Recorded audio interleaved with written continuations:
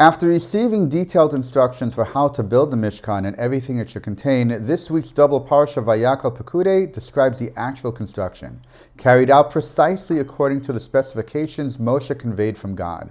As the Torah wraps up each stage, from gathering the materials, to crafting the vessels, to preparing the priestly garments, it uses language that deliberately echoes the completion of creation itself.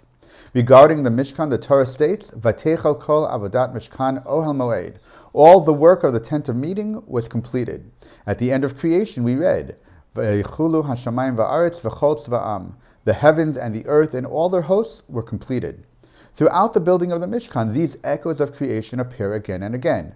What are we meant to learn from this deliberate parallel? Many commentators explain that the Torah is teaching us that the building of the Mishkan was, in its own way, as momentous as the creation of the universe. But what makes it so significant? One of the central ideas in Kabbalah about how God created the world is the concept of tzimtzum, that God, an infinite being, contracted himself to make space for a finite world to exist. With that in mind, the parallels between creation and the Mishkan take on new meaning. Just as God performed tzimtzum to allow space for the universe and humanity, we perform our own form of tzimtzum to allow space for God, by creating a place for his presence in the Mishkan and later in the temple. God made room for us, we in turn make room for him.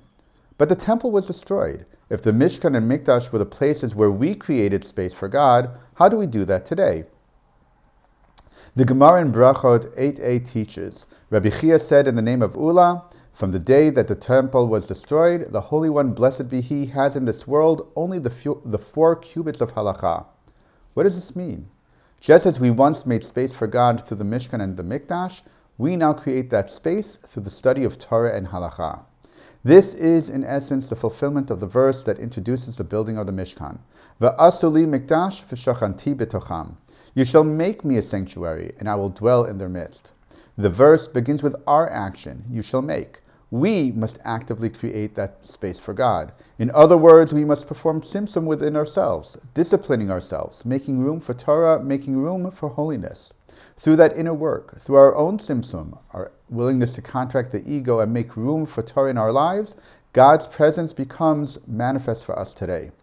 God could, of course, rest his presence in this world without any effort from us. But when we do the work, when we make the space, when we engage in that act of tzimtzum, it becomes a partnership.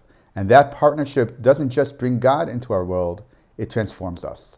Shabbat Shalom.